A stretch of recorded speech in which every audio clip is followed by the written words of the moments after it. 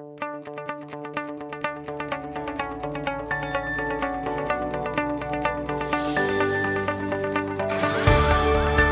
are listening to LOA Recon with the Good Vibe coach Jeanette Ma, where we dissect the ins and outs and the art and science of conscious creation, all intended to amp up your manifesting game.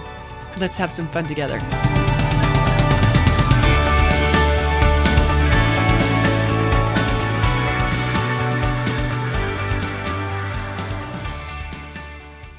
Okay, so I got a question for you. If I were to go through your stuff right now, say I was going through your phone or your purse or your wallet or maybe the glove box in your car, if I didn't know anything else about you, what conclusions do you think a person would come to by going through your stuff? Like what does that say about you? I got to say, the reason I love this question is because conscious creators can actually use this to leverage our way into the reality that we want to manifest for ourselves, rather than let our stuff keep us tied to the reality that we might be done with. You know what I mean? I read a book by a guy, the book was called Snoop, What Your Stuff Says About You. And he starts off with an experiment where someone sent him a box of someone's stuff. They just went into someone's bathroom and they just pulled stuff from the bathroom counter and they sent it to this guy, Sam Gosling. And they asked him to tell them about this person based on what came from their bathroom counter. And this guy was ridiculously accurate in talking about the guy's age. Well, he knew it was a guy, for one. He knew his age. He knew his ethnicity. He knew his sexual orientation. He knew things about his personality just based on what they collected from this guy's bathroom counter. Okay, so our stuff does say things about us. And when we recognize that we can use our stuff to help work our way into the new reality that we're looking to create for ourselves. In fact, pocket litter is a term that they use in spy world. It's the stuff that confirms or authenticates the identity that you're trying to adopt.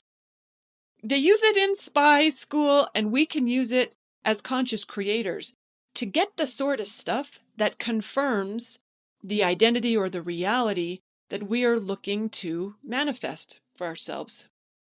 So, for example, if you were looking to maybe manifest a new career as a chef, we'll use that as an example. So what are the sorts of things that you would have maybe in your phone or in your car that would confirm you are working as a chef? Maybe you would have an app on your phone, maybe the Farm Stand app. Maybe that might be one thing that would say, yeah, this guy's a chef. Or maybe you would have in your inbox, if we looked in your inbox, maybe you would have like reviews from local critics that are, you're on their subscription list or something. I don't know.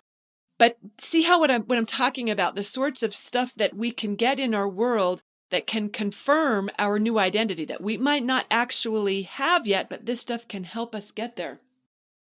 Maybe another example, if someone was manifesting romance, what would you find in that person's pocket or in their car? Might be more about what you don't find, right?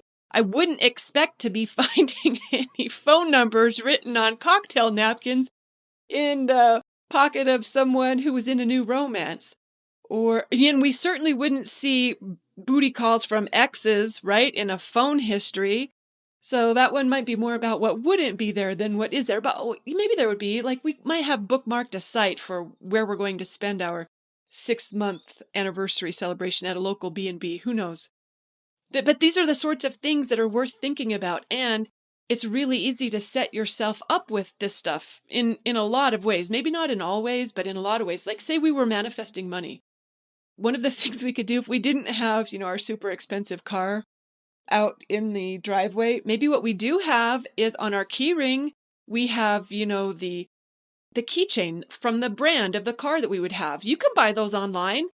I actually dated a guy who was really, really well off.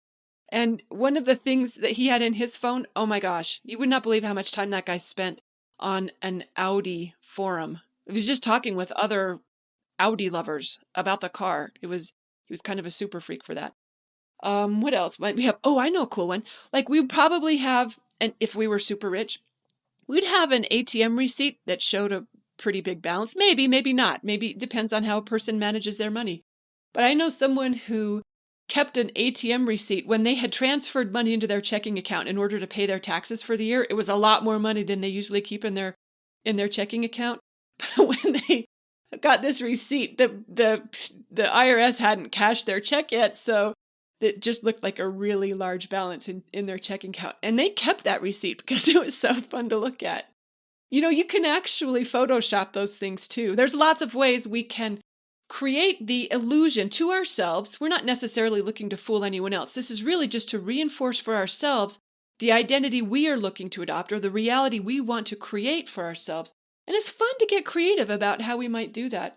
So my invitation is to you to think about what it is you're manifesting and find a way for your stuff to match that reality. I remember when I was manifesting a coaching practice, actually, I'd quit my job and I was really hoping that I would be successful with a coaching practice. And I wanted to create my environment to look like I was a brilliant coach in high demand. That's what because when you looked around in my office, all you saw was an empty calendar. There were no voicemails, no emails. It didn't look like the environment of a person who was a thriving coach.